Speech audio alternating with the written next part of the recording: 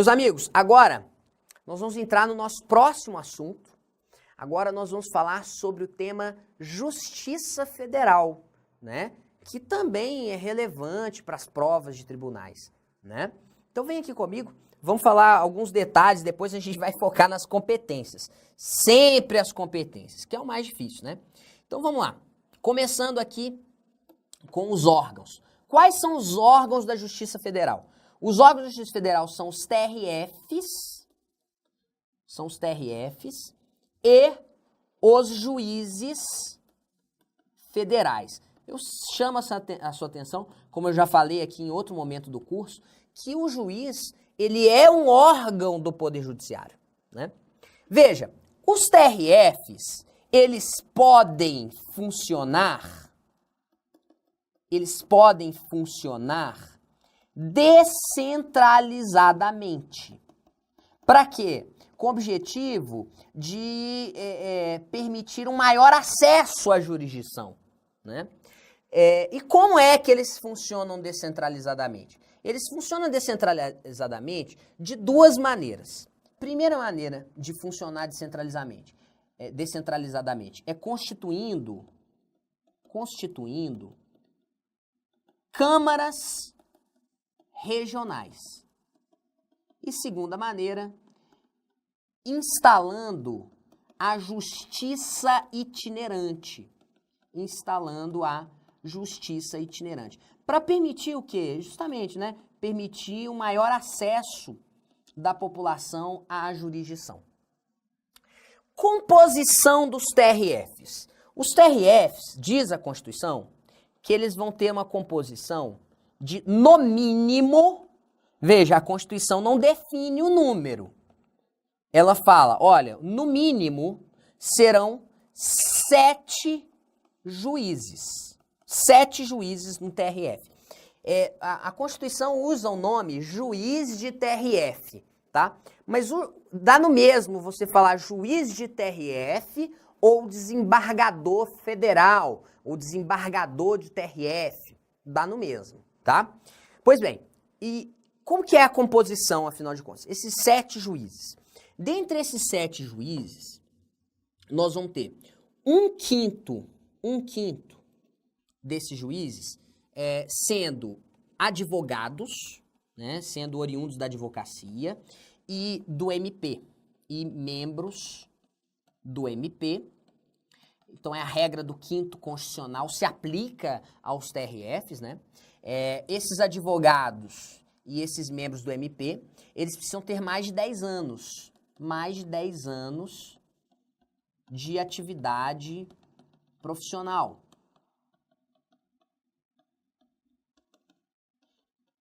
Então, um quinto para advogados e membros do MP. E o restante, né, os outros 4 quintos, mediante promoção de juízes federais. Então, aqui, ó, os outros 4 quintos são juízes de carreira. Juízes federais. Juízes federais esses vão sendo promovidos, né, de entrância para entrância, não é?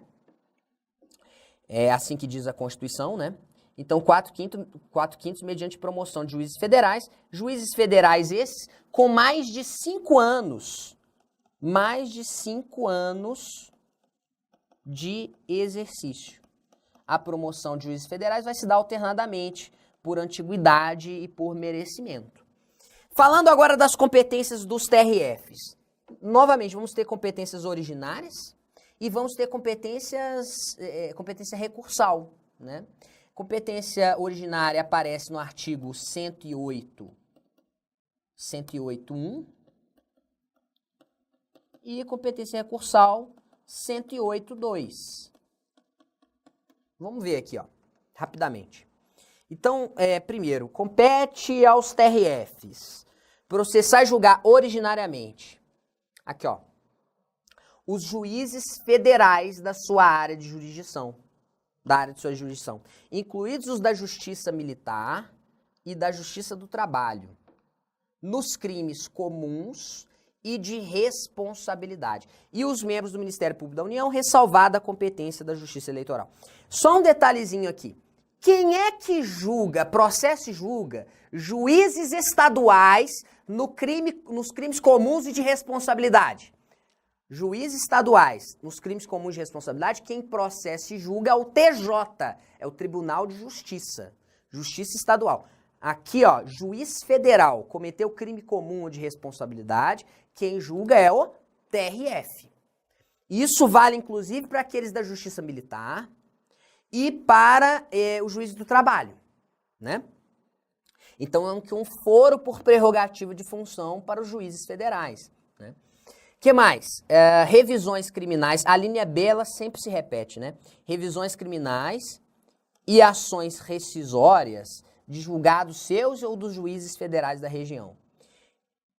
C. Mandado de segurança, habeas data, contra ato do próprio tribunal ou de juiz federal. Então, assim, ó, isso aqui nós já tínhamos falado, né? Mandado de segurança, a regra é mandado de segurança contra ato do tribunal é o próprio tribunal. Então, mandado de segurança contra ato do TRF é o próprio TRF. Só que aqui tem uma novidadezinha, ó. Mandado de segurança contra ato de juiz federal não é o próprio juiz federal, né, gente? Que aí não faria sentido. Imagina, você julgar o mandado de segurança contra um ato seu, né? Não. Então, mandado de segurança contra ato do juiz federal, aí é o TRF. Mandado de segurança contra ato do tribunal é o próprio tribunal. Mas mandado de segurança contra ato do juiz federal, aí é o TRF, né? E habeas corpus quando a autoridade coatora for juiz federal. Nada mais natural, a instância superior. E a linha é conflito de competência entre os juízes federais vinculados ao tribunal, né? Então vamos lá, vamos imaginar assim, ó. Existe o TRF segunda região. E vinculados ao TRF segunda região, nós temos vários juízes federais. Um conflito de competência entre dois juízes federais que estão vinculados ao TRF2, quem julga é o TRF2. Agora, vejam só, e o conflito de competência entre o juiz federal vinculado ao TRF2 e um juiz federal vinculado ao TRF1, quem julga? Nesse caso, teremos juízes vinculados a tribunais diferentes. Aí, ó, juiz federal do TRF2 e juiz federal do TRF1, competência do STJ. Porque são juízes vinculados a tribunais diferentes. Agora, juízes federais vinculados ao mesmo tribunal, competência do TRF, né? E conflito de competência entre um juiz federal do TRF2 e o TRF2? Não há que se falar em conflito de competência, o que há aí é uma hierarquia de jurisdição, né? E, inciso 2, julgar em grau de recurso as causas decididas pelos juízes federais e pelos juízes estaduais no exercício da competência federal da área de sua jurisdição. Nós vamos ver isso aqui daqui a pouquinho, tá? Por enquanto, guarda isso aqui, ó. Como assim, Ricardo? O TRF vai julgar recurso contra uma decisão de um juiz estadual? Vai. Quando? Quando esse juiz estadual estiver exercendo competência federal. E existe um caso previsto na Constituição que é interessante você saber. Então, é possível que o juiz estadual exerça competência federal. É possível. Nesse caso, recurso vai para o TRF. E vamos ver isso mais à frente. Já já a gente vê. Vejamos agora as competências dos juízes federais que estão aqui no artigo 109. Aos juízes federais compete processar e julgar. Inciso 1. As causas em que a União, entidade autárquica ou empresa pública federal forem interessadas na condição de autoras, réis, assistentes ou oponentes, exceto as de falência, de acidente de trabalho e as sujeitas à justiça eleitoral e à justiça do trabalho, né? Olha só, gente. Uma observação que eu faço aqui é que essa competência aqui não inclui as sociedades de economia mista. Não inclui as sociedades de economia mista. Porque a sociedade de economia mista, né, causas envolvendo sociedade de economia mista, aí já é matéria da justiça estadual, tá? Mesmo que a sociedade de economia mista seja federal. Aqui a Constituição é clara, fala empresa pública federal. E às vezes vem uma questão fazendo essa pegadinha para você, tá? Inciso 2. Já havíamos falado, ó. Causas entre Estado estrangeiro ou organismo internacional de um lado e do outro lado município ou pessoa domiciliada ou residente no país. Então imagina, China versus empresa brasileira. Quem julga é o juiz federal de primeira instância, tá aqui. Com recurso para quem? Com recurso ordinário para o STJ. Pula a competência do TRF, não é? Pula a competência do TRF. Agora, se eu estiver falando de uma causa envolvendo, de um lado, Estado estrangeiro ou organismo internacional, do outro envolvendo a União, Estado ou Distrito Federal, aí a competência é originária do STF. Inciso 3. Causas fundadas em tratado ou contrato da União com o Estado estrangeiro ou organismo internacional. Então, tratado ou contrato da União com o Estado estrangeiro ou organismo internacional. Inciso 4. Crimes políticos. Aqui, ó. Crimes políticos. Competência do juiz de primeira instância. Com recurso ordinário para quem? Crime político com recurso ordinário direto com recurso ordinário para o STF. E aí ele continua aqui. E infrações penais praticadas em detrimento de bens, serviços ou interesse da União ou de suas entidades autárquicas ou empresas públicas, excluídas as contravenções, ressalvada a competência da Justiça Militar e da Justiça Eleitoral, né? Inciso 5. Crimes previstos em tratado ou convenção internacional, quando iniciada a execução no país, o resultado tem ou devesse ter ocorrido no estrangeiro ou reciprocamente, tá? Inciso 5, alínea A, esse é importante. Causas relativas a direitos humanos a que se refere o parágrafo 5º. O que diz esse parágrafo 5º aqui, gente? Esse parágrafo 5º do artigo 109 fala do IDC. O que é o IDC? Tá aqui, ó. IDC. IDC é o incidente de deslocamento de competência. IDC. O que é esse IDC? Vamos entender, ó. Nas hipóteses de grave violação de direitos humanos, então se houver grave violação de direitos humanos, o Procurador-Geral da República, com a finalidade de assegurar o cumprimento de obrigações decorrentes de tratados internacionais de direitos humanos dos quais o Brasil seja parte, poderá suscitar perante o STJ, em qualquer fase do inquérito do processo, incidente de deslocamento de competência para a Justiça Federal. É o IDC. Então imagina que eu tenho um processo em que houve grave violação de direitos humanos. E esse processo está tramitando perante a Justiça Estadual. Como se trata de uma grave violação de direitos humanos, né? O Brasil, né, para fazer valer os nossos compromissos internacionais, para fazer valer os nossos compromissos no âmbito de tratados de direitos humanos, será possível que o PGR suscite um IDC no STJ. Esse IDC é o incidente de deslocamento de competência. E aí, se o STJ der provimento a esse IDC, o que vai acontecer? A competência se desloca da Justiça Estadual para a Justiça Federal. Certo? Então, vejam, o que o PGR faz ao suscitar esse DC no STJ é apenas pedir para que a competência seja deslocada da Justiça Estadual para a Justiça Federal. É isso, né? E aí o juiz federal de primeira instância que vai julgar aquele caso.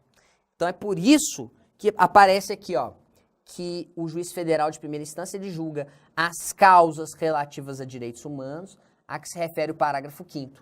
O parágrafo 5º está falando da possibilidade de IDC, que é suscitado pelo PGR no STJ.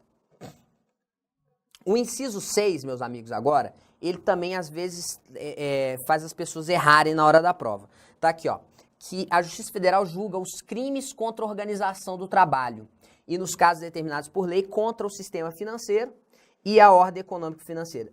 Muita gente acha, um crime contra a organização do trabalho. Muita gente acha que vai ser competência, sabe de quem? Vai ser competência da Justiça do Trabalho.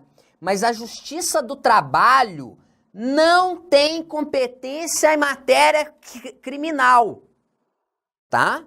Justiça do Trabalho não tem competência em matéria criminal. Então, crimes contra a organização do trabalho serão da competência da Justiça Federal, do juiz federal de primeira instância mesmo, tá?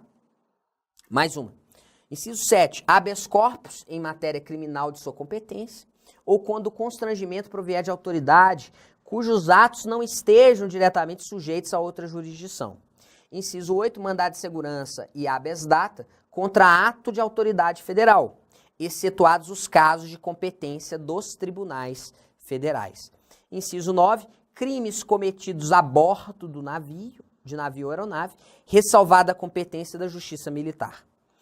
10. Crimes de ingresso, esse aqui também, esse inciso 10 vale a pena vocês saberem. Crimes de ingresso ou permanência irregular de estrangeiro. E aqui, ó, execução de carta rogatória após o exequatur. Quem dá o exequatur? O STJ. E execução de sentença estrangeira após a homologação. Causas referentes à nacionalidade, inclusive a respectiva opção, e a naturalização. E o inciso 11, disputas sobre direitos indígenas, também competência do juiz de primeira instância, tá? Esse aqui, ó, eu vou até grifar, ó, execução de carta rogatória e execução de sentença estrangeira. Lembrando que quem dá o exequatur para a carta rogatória, né, quem homologa a sentença estrangeira é o STJ. Vamos lá, meus amigos. Agora, eu quero falar para vocês aqui daquela hipótese e que é cobrada em prova, as pessoas não estão acostumadas com ela, e quando cai, as pessoas erram no concurso, né? Mas é aquela hipótese em que o juiz estadual vai exercer uma competência federal. Como assim, Ricardo? Veja só, o juiz estadual vai exercer competência federal nesse caso aqui, que eu vou mostrar para vocês, que é o caso do parágrafo 3º do artigo 109, que eu peço que você marque, coloque um asterisco aí na sua Constituição. Tá aqui, ó. Parágrafo 3º. Serão processadas e julgadas na Justiça Estadual, no foro do domicílio dos segurados ou beneficiários, as causas em que forem parte uma instituição de previdência social, INSS, né? Então, INSS de um lado e do outro, o quê? O segurado. Quando que isso vai acontecer? Quando a comarca não for sede de vara do juízo federal, né? Por que existe essa regra, gente? Essa regra existe para aumentar, para facilitar o acesso à jurisdição. Então, se a comarca não for sede de vara do juízo federal, imagina, naquele municípiozinho pequenininho, aquela comarca lá, daquele município pequenininho, ela não é sede de vara do juízo federal. E aí, meus amigos, será que o camarada, para entrar com uma ação contra o INSS, ele teria que viajar para outra cidade só para entrar com essa ação? Para facilitar o acesso à jurisdição, é que existe essa regra. Então vai ser processado e julgado na Justiça Estadual. Então ele entra com a ação na Justiça Estadual mesmo. Veja, nós vamos ter de um lado o INSS e do outro lado um segurado da Previdência. O juiz estadual vai exercer, portanto, uma competência federal. Cabe recurso dessa decisão do juiz estadual? Cabe. Mas aí o recurso é para o TRF. Por quê? Porque o juiz estadual, justamente, ele está exercendo uma competência federal. Então não cabe recurso para o TJ, cabe recurso para o TRF. Entendido isso? Então vejam, é possível isso quando for uma causa em que forem parte instituição de previdência social e segurado. Tranquilo? Vamos lá. E aí o parágrafo 4º ele fala, na hipótese do parágrafo anterior, o recurso cabível será sempre para o TRF na área de jurisdição do juiz de primeiro grau. Tudo bem? Vamos lá. Questão de prova. TRF, Terceira Região, 2016. A Deldrupes, domiciliada em município que não possui sede da Justiça Federal, pretende ver reconhecida judicialmente a sua condição de segurado junto à instituição do RGPS, visto que esse pedido lhe foi negado na esfera administrativa. Para tanto, a ação poderá ser proposta. E aí, gente, olha, aqui, ó, ele é domiciliado em município que não possui sede da Justiça Federal. E aí, gente? Onde que essa ação pode ser proposta? Letra A, somente perante a Justiça Estadual da comarca de seu domicílio? O erro está aqui no somente, né? Pode, na verdade, essa ação pode ser proposta na Justiça Estadual da comarca do domicílio? Pode, mas não somente lá. Letra B, somente perante a sede da Justiça Federal? Errado, né? Errado. Pode ser na Justiça Estadual também. Letra C, perante a Justiça do Trabalho? Não, não pode ser na Justiça do Trabalho. E letra D, perante a Justiça Estadual da comarca de seu domicílio ou a sede da Justiça Federal que detém a competência territorial sobre o município em que é domiciliado. Então, a letra D é o nosso gabarito. Estão vendo como cai em prova? Então, aqui, ó, essa ação que envolve instituição da Previdência Social e segurado, ela pode ser proposta na Justiça Estadual ou na Justiça Federal, né? Só existe a possibilidade de propor na Justiça Estadual quando aquela comarca não for sede de vara do juízo federal. Tudo bem? Que é o caso aqui. Então, ele pode propor ação na Justiça Estadual? Pode. Na Justiça Federal? Pode também. Tudo bem? Então, gabarito, letra D. Mais uma. Considere as seguintes situações processuais. Causa entre Estado estrangeiro e pessoa domiciliada na República Federativa do Brasil. E aí, gente, de quem é a competência para isso aqui? Quem é a competência para julgar originariamente isso aqui?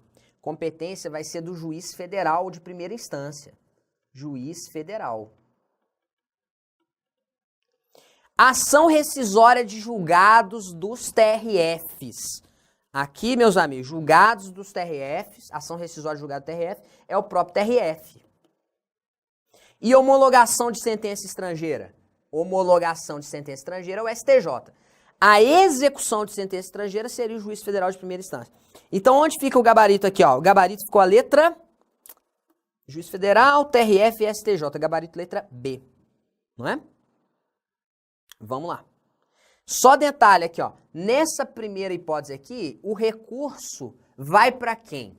O recurso ordinário vai para o STJ, né? Recurso ordinário. Então, causa entre Estado estrangeiro, né? O organismo internacional de um lado e do outro, município ou pessoa residente domiciliada no Brasil, juiz federal de primeira instância analisa, originariamente, com recurso ordinário para o STJ. Vamos lá.